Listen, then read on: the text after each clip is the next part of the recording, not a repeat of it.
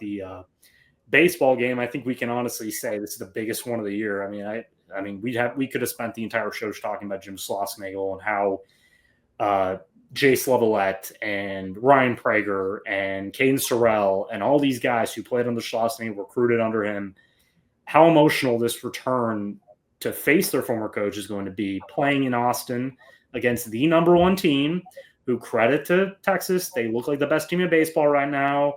I'll give them that. But like, this is going to be I don't know. I saw the ticket price, that an article on it, and people were just kind of looking at me like, that's real. I was like, well, yeah. I mean, we were talking like thousands of dollars for like, like some of the closest to the dugout seats. And my goodness. It's going to be dramatic. It starts on Friday night. I believe that's 7 p.m.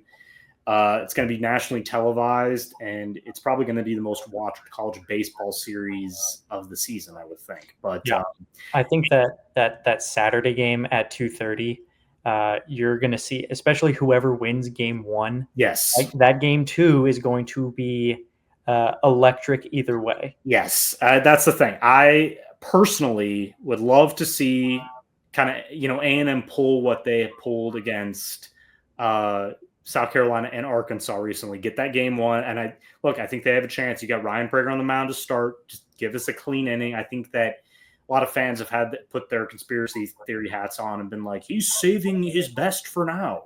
I'm like, no, that's probably not why, but it's probably not the case. It could be one of those emotional situations where he's like looking at Schlossnagle and thinking, I'm just going to dominate right now. And guess who you have after him? You have Weston Moss, who's become my favorite player ever. Of just looking at, that guy's confidence makes you feel like a little kid playing baseball again. It's like you got your best chance of getting to this series off the right foot on Friday night, because I think Texas might be a little overhyped for this. That's just my thing. A&M won tonight. They beat Sam Houston, I believe 11-4. Yeah, they run them. Yeah, and just obliterated them. Blake Binderup, who, another guy we could talk about relentlessly, has been excellent. If he's a guy who's going to keep playing like this, I think he had 2 home runs tonight. That's just going to help A&M even more. Caden Sorrell had a home run. Look, this team is very hot right now. I love that I'm allowed to say this, and I don't have fans commenting on my articles going, don't say that. They've only won. Well, no, it's true. They are hot, and I don't think they're scared of this team. I think that Texas is one of the best pitching staffs. I think they're second nationally in ERA. I think they have one of the, some of the better starting rotation. So I think it's going to be a low-scoring affair.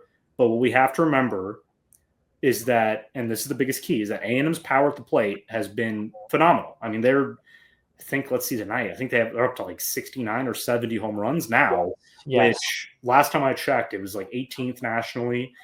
Like, they've been hitting the ball. And Texas, to their credit, they have like 370 plus hits this season. They've been pretty good. I'll give you some insider information, I guess. They beat down Auburn last weekend, and one of my buddies who covers Auburn professionally, I kind of asked him, I said, well, what happened? Like, I didn't have time to watch that game. And he said, look, Texas took advantage of the fact that we don't have a ton of great players outside of 2 guys, you know? And so being that A&M's play collectively well and everybody is showing out. It's not just Jace Levelette, who was named SEC Player of the Week. It's not Caden Sorrell is a huge part of their improvement. But when you have guys like Binderup and Wyatt Hensler get going, Caden Kent, who's been fantastic, both on offense and defense, you're playing like a team. And if the starting pitching does enough and the offense keeps producing, A&M has a great chance to win this series. Not outright. I do not expect a sweep at all. But you get out to a good start. If you steal a game one, anything could happen, and it's going to be very fun. I'm very excited for it. I'm very excited because I didn't know it was going to be worth anything 3 weeks ago. I think we all did when we saw A&M get shut out against Tennessee. And then I think what really changed the season was Terrence Keel making that catch, stealing a home run, and they won 8 straight after that. I think the season is completely flipped.